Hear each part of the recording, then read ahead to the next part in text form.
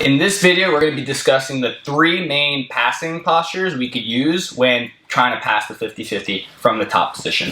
So the first one is basically more of a stabilizing position, and this is the one we kind of use to demonstrate the idea of stabilizing the top 50-50. Say if we're up on points and we're just trying to bunker down and make sure that we can't get swept when there's a little bit of time left in the match. And that's going to be the hip clamp position, where we're basically making sure that our toes are pointing away, that our heels wedging them in, our knees internally rotating to lock their hip into place. So literally trying to apply pressure onto their hip with our knee.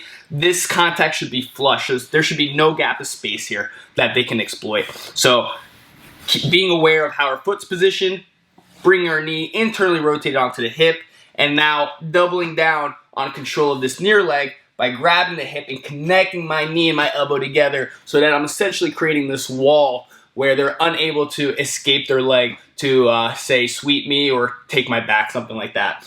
And then remember, active posting with the free arm, making sure that if they're trying to bump us, that we're making sure that we're not losing our stability here with this active post. I can push my weight back if they're pushing me forward, and I can catch my weight if they're pulling me back and transferring my weight onto them. Okay, this back leg is closing the space here, making sure there's no space for them to insert a hook or to sweep me. So this is basically the idea with the hip clamp. 100%. And if you leave like a lot of space in this back leg region back here, it's very easy for me to swing and to make a back hook, to kick his leg out, stuff like this. So he's always trying to, it's difficult to see on video, but he's always just clamping. Look at this. There's no space under here. He's clamping down literally onto my hip, and he's closing this space, driving his knee in on the other side of my hip. So he's kind of making like a hip sandwich here with his knee on the bottom of my hip and then this knee on the top of my hip, just sandwiching together. So it's very difficult to move. It's hard to grip anything or reach into this gap because there's no space.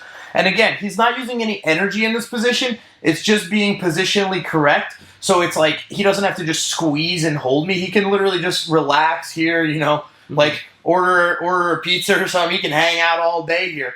So it's super important that, you know, everything's super, super tight. Now, from this position, all right, this is like, I would say, the hip clamp position, the stabilizing position. So, yeah, the pros or the advantages of this position is that it's easy to stabilize and be safe from this position. The disadvantage, or the cons, I would say, are that there's not a whole lot of dynamic movement that can be done in comparison to the other passing postures. 100%. And that's what I was going to say is you're kind of, you're locking them down so well that you're also kind of locking yourself down as well too. And this is really, really good to give yourself some time to think, and you can feel the reactions that they're going to be giving you. You can feel them trying to press you. You can feel them trying to switch their hip, and you can lock them in and take your time and be like, okay, which reaction or what do I want to beat? And then when they go to do it again, then you can start to move into some more, you know, dynamic movements like you're talking about. So this would be the hip clamp position. Another position, all right, would be the deadlift posture, all right? So as he's kind of deadlifting, basically, he's kind of pressing both his legs into the ground, all right? The disadvantage of this situation is obviously he's giving me way more space, right? So now that opens him up for all types of different attacks. It's very simple for me to just place this hook in all the giant gap that he placed here. All right, but so why would he start to deadlift, basically, okay? And normally he's going to be doing this from a hip clamp posture like we talked about after he's stabilized, after he's gotten his points, after he has the tempo of the match in his favor, then he's going to look to start to deadlift, all right? Reasons for doing this is notice how my hips are off of the mat, all right? When he takes my hips off the mat, it's way more difficult for me to move, but he's also done something that we call negative, he's created negative space. All right, which means that he's created a gap that he can now exploit that space later. He can use that space later on. All right, so when he creates that gap, he's going to be able to drop me into that gap, popping the legs open, maybe slipping the knee line free as I drop back down into this gap. Okay, so again, as well as you can lift up and pull the person if they're really trying to sweep or anything else, making it super difficult for me to like actually knock him over from here.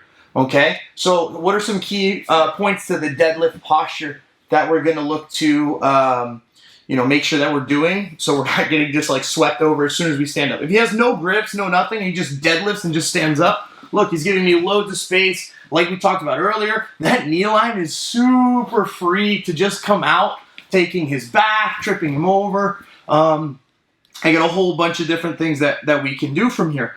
All right, so what's he looking to do? Okay, he's going to be looking to either control the sleeve in the deadlift posture. He's going to be looking to control the hip in the deadlift posture, or any variation of the two, so that I can't be taking my leg out when he goes to deadlift. All right, so as he starts to deadlift in this situation, notice how he's lifting my hip. He's elevating my hip. All right, another situation where he can start to deadlift is from the near side collar. He can start to attack the legs and pop open this lock, and that's one of the main reasons that he would start to deadlift, is to attack either the knee line space by deadlifting and allowing me to fall into that negative space he created by lifting my hip, or allowing him access basically to the lock, where he can now use both of his hands to start to break it open and then pass from there. Okay? And the third one? Yeah, so just like we were explaining, hip clamp, more stable, deadlift. Obviously, it's a more dynamic, more power-driven posture because you're standing up. And just like Danny explained, you can exploit that negative space, and you can now use both your hands to peel the legs. So it's a lot more of a fast-paced position. So if you're someone who wants to use their speed, use their strength, then the deadlift posture would be something that enables that. Or maybe you don't have a whole lot of time left. Exactly. You're forced to move. So there's different reasons. If like you have why. to pass or change the position in your favor with little time left, then the deadlift posture is going to give you better options. And so there's definitely different reasons why you would use or want to use each one of these. So that's just an interesting thing to talk about. Exactly. So the other posture we're going to be explaining is the leg bundle position.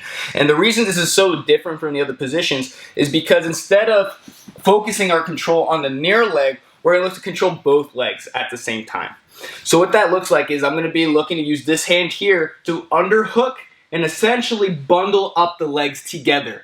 So it's harder for them to open up their legs and use them independently of one another to maybe sweep or take the back. So when I underhook the leg, I'm bundling them up by going under the heel, making a grip. There's different variations of control. I can even look to make a pant grip here or even a belt grip sometimes. And this is effectively bundling up the legs so he can't use them. So I'm taking his legs out of the equation.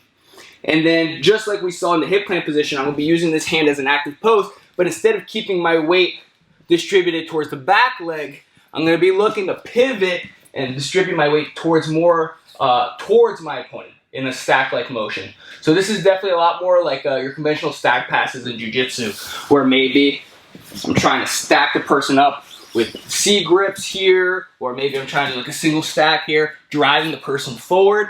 That's my goal with the leg bundle position, is that I'm trying to lift their hips up as I drive forward here. And meanwhile, they can't open up their legs. It's hard for them to move. There's a lot of diving options and passing options from here. A lot of our deadlift attacks are based off setting up the leg bundle first. So it's a good posture where you're controlling the person. Definitely not as dynamic as the deadlift pass. They're definitely not as stable as a hip clamp position. But what we're going to do is we're going to find stability in bundling the legs and finding ourselves in a position where it's easy to take the back and to not get attacked from here. Yeah, and so this is where you're placing the weight to the front leg. So we have basically 3 stances. And what are those 3 stances? That would be weight all the way on the back leg. The first one we talked about, the hip clamp. Stabilizing, staying strong. It's a very stable position, okay? If I go this way, he's driving and locking down. He's driving this way and locking down my hip. And if I try to kick him this way, I cannot extract my leg because of this lock on my knee, and he's posting. Okay, so his weight is back. Deadlift posture. All right, so he starts deadlifting up. His weight is evenly distributed on both legs in this moment here, making it very, very difficult maybe to stabilize on one side or the other. But because he's able to lift my hip, because he's able to attack the lock, he has a lot of different options from here. So that would be when the weight is on both feet evenly. All right, and then the leg bundle position is what we like to use and driving the weight to the front leg. All right, so the back leg, the deadlift is on both legs, and then obviously we have the option for when the weight is on the front leg or when we're going to need to go to the front leg.